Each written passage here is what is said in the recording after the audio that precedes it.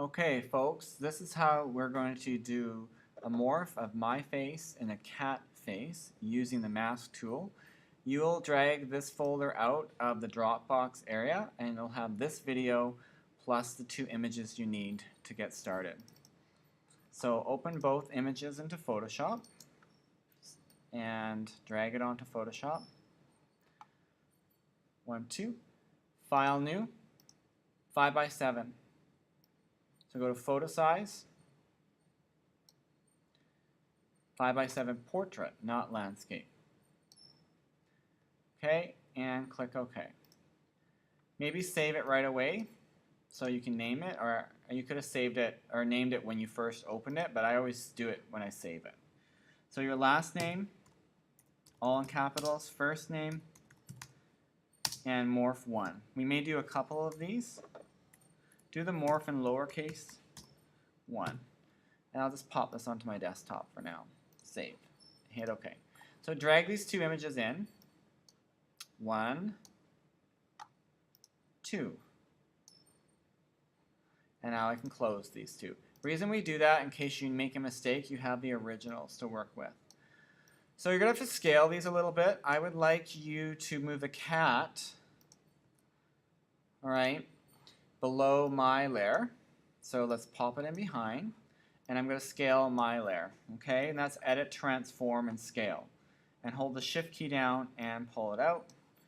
Pull me out till I fill the whole space. Maybe center it a little bit.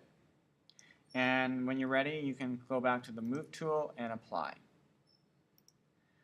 Okay, turn the opacity down of the top layer, which is my face. Maybe you should label them just so you know what's going on. So you can put Tatum in this layer, and then this layer is cat.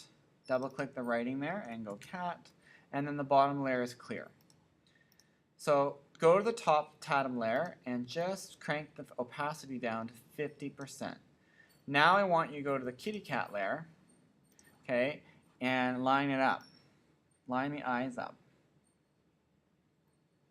Okay, you're going to do a rotate on the cat, and I want you to line the eyes up a little better than that. I'm going to go to my layer and just turn it down a bit more. Maybe up a bit more so I can see my face.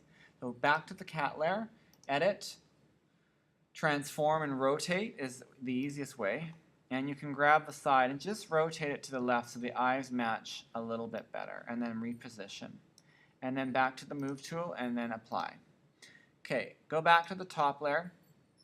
Set it at 100%. Okay, instead of using the eraser tool to erase my face away, you're going to use a new tool called the mask. You roll your mouse on there, and it's called, let's see if it comes up. No, it's not coming up.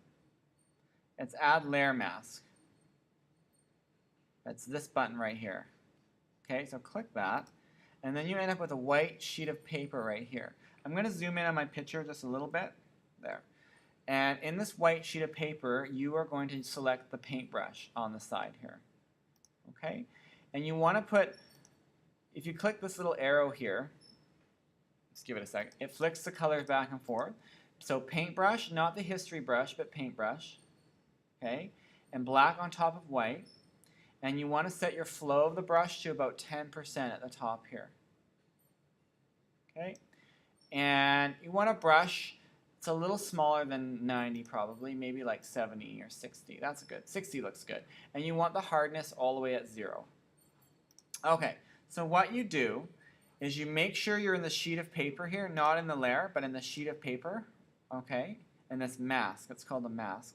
And you slowly start masking away some of my face. In a nice circular motion. So the chore today is, folks, is to mask some of the cat features and leaving some of the human features behind.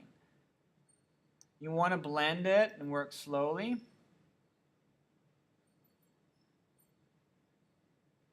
Probably won't do the mouth because it's not going to line up. So if I do this, then you're down, you know, it's too much. So if you want to bring it back, the nice thing about the mask is it doesn't destroy the layer. You can flick the color and put the white back and bring it back.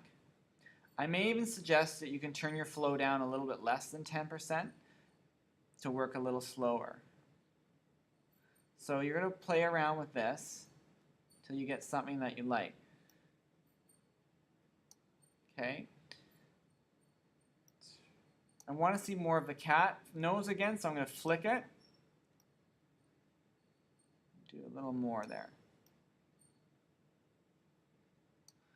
So play around with that until you get something that's blended well together. You really want the skin and the fur to kind of blend together.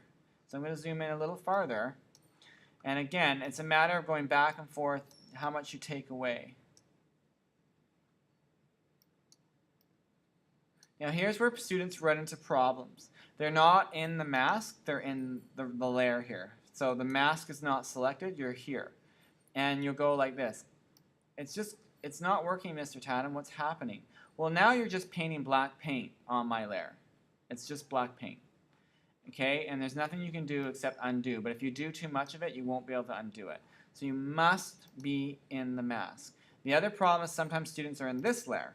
And they're like trying to do the paintbrush. Well, nothing's happening. What's going on? Nothing's happening. Nothing's happening. Well, now, if I turn this layer off, you painted black paint on the cat layer. Okay, so I'm going to undo that. All right, I gave you the originals, so you should copy these into a 5x7, right? So if you mess it up, you can start again. All right, the last thing I'm going to get you to do is use your skills and erase the background however you want to erase it, and change the background out and save it again, and obviously morph one, and you can Dropbox. All right, we are starting to build a few more Photoshop skills for when you do your magazine covers coming up. All right, thanks for watching.